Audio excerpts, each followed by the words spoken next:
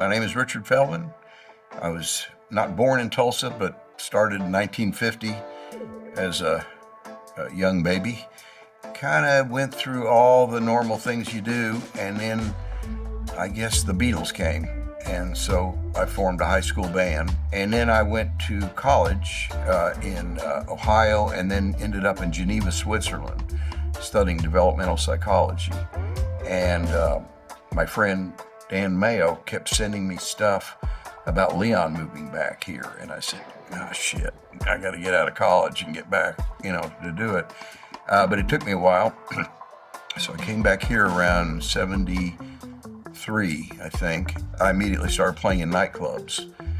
My first band was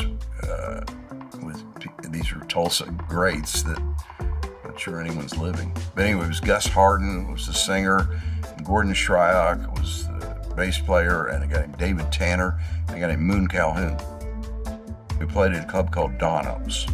And then around 1978, then I had a band finally called Guava, and we played pretty much 2 years straight at the Magicians Theater, and that was again with Tulsa people. Chuck Blackwell was our drummer though, and so I went out to Los Angeles and was roommates with Roger Linn, who I know you've interviewed, and we had a great time. And then Danny was actually the one that invited me to come out to L.A.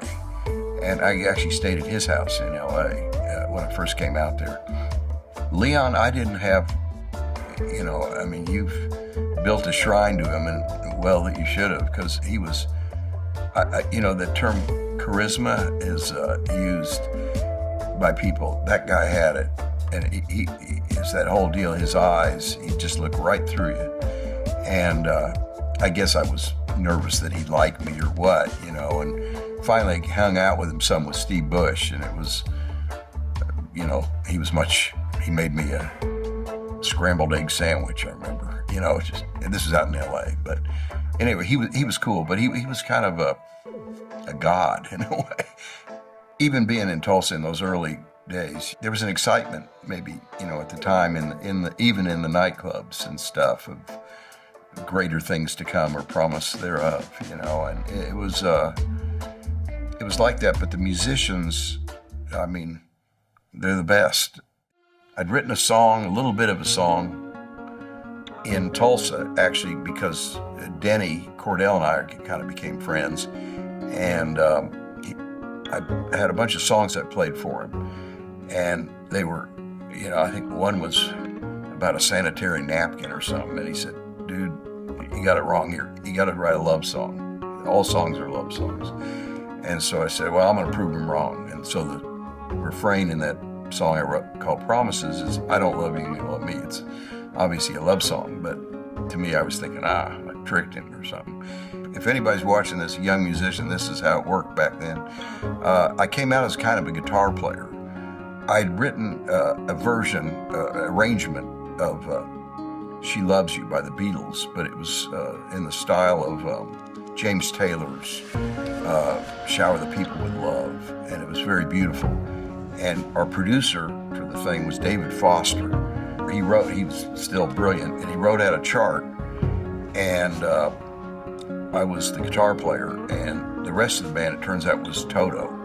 And I didn't make it past the second bar.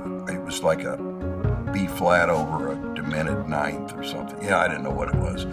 So I quit, and I decided this is not gonna work as a guitar player, because the level in LA was just so high, and sight reading was part of it. So suddenly I was a songwriter. So I started writing songs, and then suddenly I said, wait a minute, I'm a producer here, and I'm not really sure how it totally started, but a neighbor moved in. It was a Dave Stewart from the Eurythmics.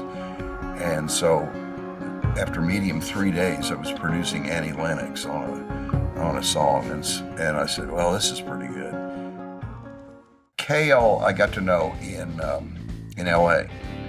And so Jim Karstein he lived in a van, and it was a really crazy van, and crazy because it was equipped with probably best collection of vinyl and ample supply of vodka. So it was a party band. But anyway, he parked in front of my house for about 9 months, and so it was through that I got to meet Cale and stuff, and never worked with him at all, but he's, to me, the best there is.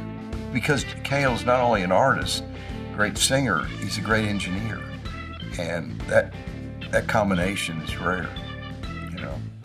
When I got my song cut with Clapton, I already knew of Cale and what. This is in the office in L.A. On Western. There was a JJ Cale song that I sent to Eric, and it was unreleased, and he cut it on that same album. But JJ never knew that, I don't think. In 1970, I went to Jamaica and just fell in love with the music and the whole deal there. And then this band Guava that we formed, we did reggae. And so when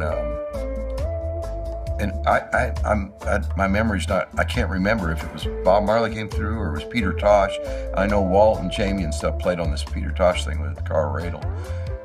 But long story short, Family Man stayed at my house right here up on Trenton, and for that period of time, because he didn't have anything to do with that session. And we wrote pretty much an album, which I've lost, by the way. And then I later hung out a bunch with him in 1978, because I got brought back to Jamaica to play on an Inner Circle album, and I stayed again with Family Man. So Dwight Twilley used to come down. Didn't really know him that well, but he used to want to sit in, and he was obviously into something, as it proved out, that was really different. But I do remember, he came here to the studio, and we were all, doing whatever we were doing, and we were kind of like, this guy's an idiot, this isn't gonna work. And I heard it, and I said, whatever, and bang, I think it was the biggest hit that came out of here. Probably, if you go back and look at it, there's a lot of Okie in it anyway, The last kind of record I produced was in 2005, and it was a great record I did with the reggae singer. It was Toots and The Maytails, and Frederick Hibbert. I got a Grammy for that one, but that was about him, not me really, but he didn't like people producing him. He didn't realize I was producing him for a while. He finally realized it, and we started fighting, but it went on for quite a while. But the thing is, it was a band playing all at once. I recorded, one of the tracks was with Willie Nelson. In fact, the only outside song we did was Willie Nelson. The rest of them were Toots songs. It was a great song that Willie did. And we recorded down in Austin at Ray Benson's studio. And this is early digital, frankly. But anyway, we recorded a bunch of Willie's tracks, and he, as he walked out, he said, well, there's something in there, you'll figure it out. Something like that. Of course, each track was great with him, but there might have been a better one or whatever. But that was kind of my decision later in editing, and that didn't exist in analog in that sense, because you'd be in the studio with the singer, say, if you're overdubbing, and you've got 2 tracks, and okay, let's try another one. Okay, let's erase that one and do that. Well, the Tulsa sound is one of restraint and just playing what's necessary to get your point across, rather than, say, showing off. I'm making this up, by the way. I don't know if it's right, but it's kind of what it kind of distills to me, because like one note played right is worth 10 notes played flashy. I won't say wrong, just flashy. And that's part of the Tulsa sound. And then maybe there's a simplicity to it. Well, I've got an expression, I'm scared to say it here, put it in this thing, Symbol Steel. I always want to write a song, but less is more or less. And that's the kind of feeling I got, or the lesson I got